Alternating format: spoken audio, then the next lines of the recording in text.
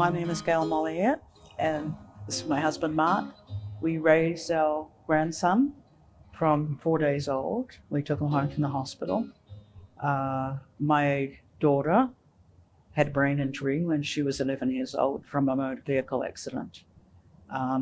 We were lucky that she survived, but she had a significant brain injury. So when she was 23, she was struggling with addiction. She lived out in Alberta. And then when she was pregnant with this one, she decided she was going to keep the baby and said, "Can I move home?" So she moved home while we were away with her addictive boyfriend and using drugs in our home and drinking alcohol when she was pregnant and so on and so forth. So we knew that this was going to be a significant change in our lives.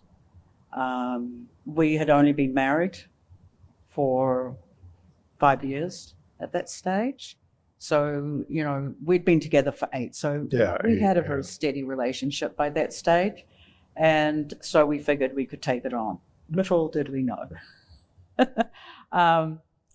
So as time went on, they moved into their own little place because we could not have them doing drugs and drinking in our home. It was disrespectful and, taking things, and she's brain injured. So we, they were living down in a little township which is close to our homestead. And as a family, she has 2 brothers. I have 2 sons, and she was my youngest. She was my daughter. We decided that we needed to approach MCFD and fill them in on what was going on, because there was no way that a newborn baby should be able to go into that situation. And I have been filled with grief and guilt and shame that's what I have to do. We took our daughter's baby from her, and I don't know if that will ever be erased from my... Yeah, well, the situation couldn't go on, and she is quite bright, and she got a hold of, there was lawyers available to her, and the expensive, what do they call it, public defender type things, free lawyers, and we could not. So we had to go into pocket to find funds to basically fight our daughter. It was about 10 years altogether that we were in and out of court. The reason that happened was when we got him as a baby, we were in interim temporary custody of him through MCFD. And their suggestion was we go to court, don't walk, run, get custody, get full guardianship. And what they didn't tell us was that we no longer would be eligible for any support. There would be no, there's no help things or anything else. So that was a story they didn't tell us. So we ran, we got custody. The MCFD lawyer helped us with that. That was the free lawyer. And as soon as we got that, they were gone. Yeah. So now we're in the situation where we're, spending money on our own lawyers, going to court and having to fight our brain-injured daughter for custody of this little person who had needs. The boy had a peanut allergy, was later diagnosed with FASD. So during this time, we had our own company, which was really fortunate because, when you have a newborn baby, there is no good daycare for a newborn baby. I worked in the office. I did the invoicing and the bidding and so on and so forth. We had a small crew of men. So we continued with that, thankfully, because we had a lot of costs. Yeah. I educated myself. I went to many workshops.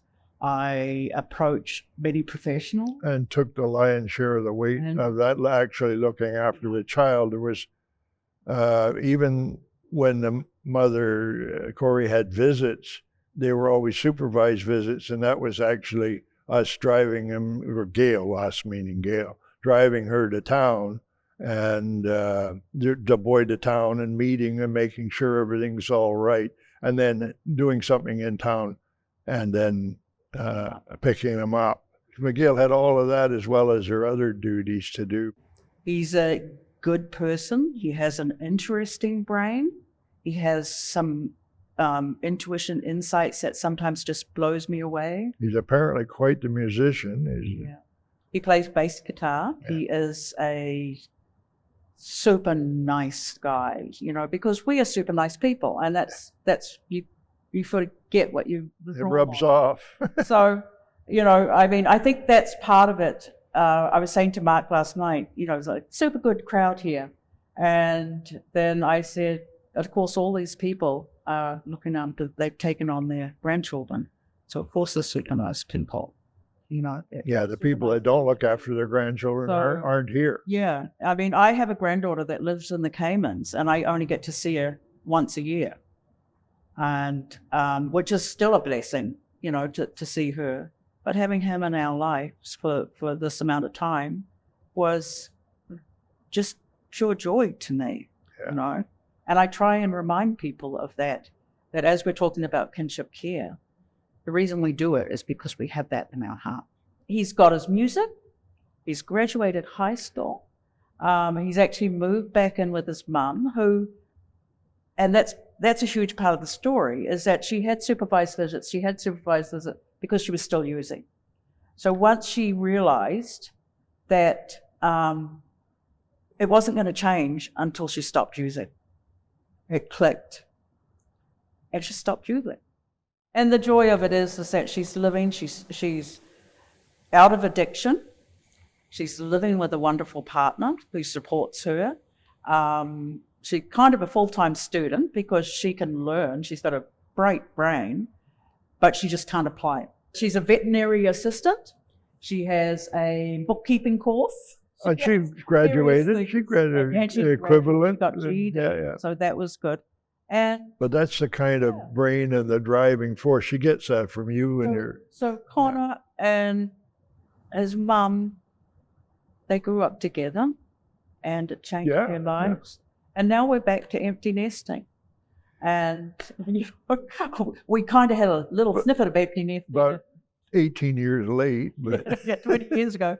And so I think our relationship is strengthened from it.